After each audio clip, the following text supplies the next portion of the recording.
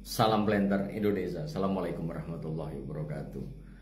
Di malam hari yang berbahagia ini menjawab pertanyaan sahabat beberapa Pak Pendi. Assalamualaikum. Waalaikumsalam. Pak nanya, borat ini ditaburnya di batang pelepah atau di pangkal? Berapa gram setiap satu pokok? Terima kasih.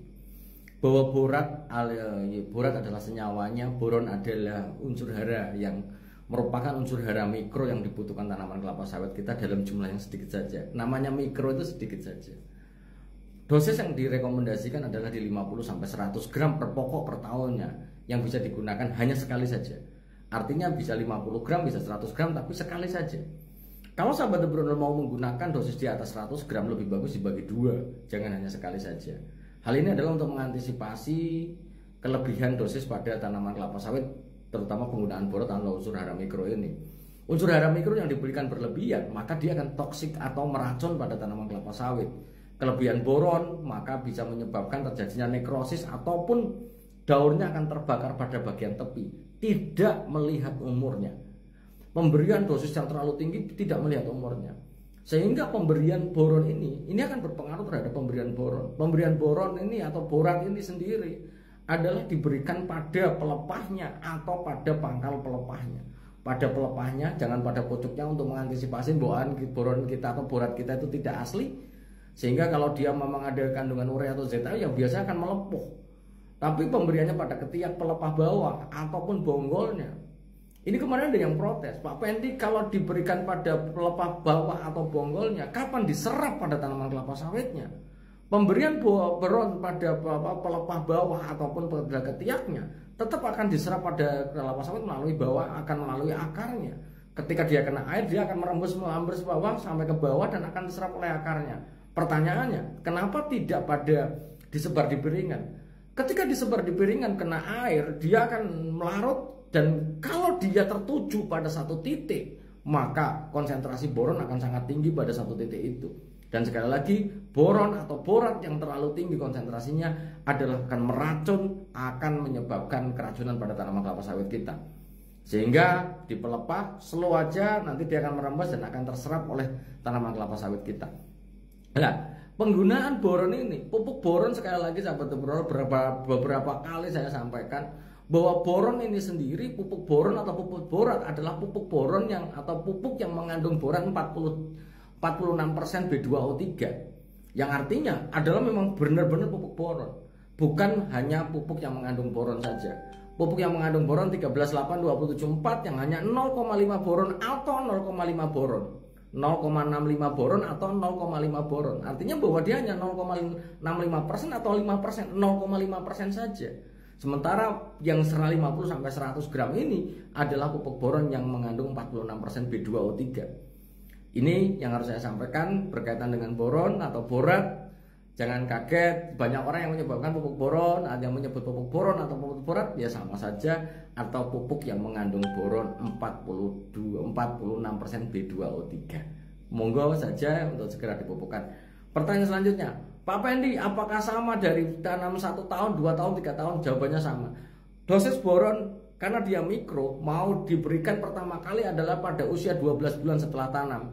Jika memang sudah ada tanda-tandanya pada tanah-tanah yang dia dipangkas, pada tanah-tanah yang dia berbukit, yang dipangkas pakai doser, yang berujung pada kita menanam pada subsoil, mungkin saja akan terjadi kekurangan boron, akan mungkin saja. Maka ketika sudah ada tanda-tanda keriting-keriting, pucuk-pucuk pelepah berbentuk Z, atau dia berbentuk pelepahnya aneh-aneh, maka ditepupuk boleh saja, walaupun dia umurnya 6 bulan. Akan tetapi pada daerah-daerah yang tanah asli, kemudian tanah pertumbuhan normal, maka boron akan lebih bagus adalah diberikan pada usia 12 bulan setelah tanam di lapangan. Pada usia 1 tahun, 2 tahun, 3 tahun, 4 tahun, semuanya adalah penggunaannya tetap di 50-100 gram per pokok per tahunnya. Sehingga mau apa ini, kalau 100 gram apa, kalau 50 gram saja bagus. Bagaimana kalau seandainya dia dipupuk dengan menggunakan 50-500 gram? Tidak recommended. Keracunan akan menyebabkan nekrosis yang parah.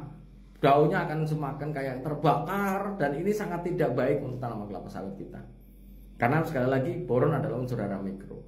Kalau bertanya Pak Pendi pada usia 14 tahun, ya sama, 50-100 gram.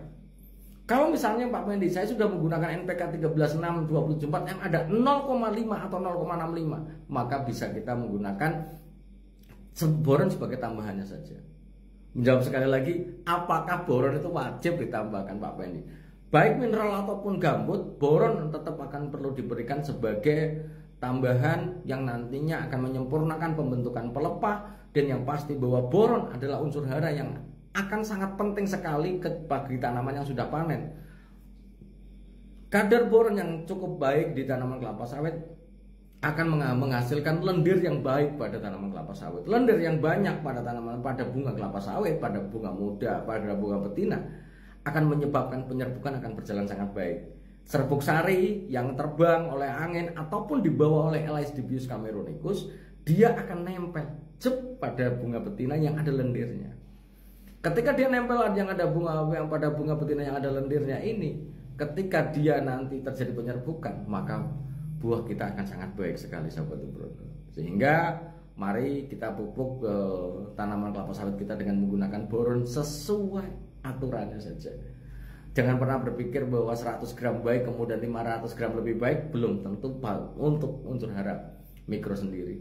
Kemarin juga ada yang bertanya, Pak Pendi, saya tidak pernah pakai boron tapi kok hasilnya bagus. Boron juga terdapat pada beberapa unsur hara, pada pupuk-pupuk organik juga terdapat. Sehingga boron akan memberikan sebuah dampak yang baik bagi tanaman kelapa sawit kita. Kemudian Pak Pendi, saya sudah pakai 13.8/27/4 plus 0,5 boron sebanyak 7 kilo atau 8 kilo. Apakah boronnya perlu tambah lagi? Jawabannya tidak perlu. Karena berdasarkan perhitungan De Brunel sudah lebih daripada setara dengan 50 gram pupuk boron sendiri, sehingga tidak perlu ditambahkan kembali lagi.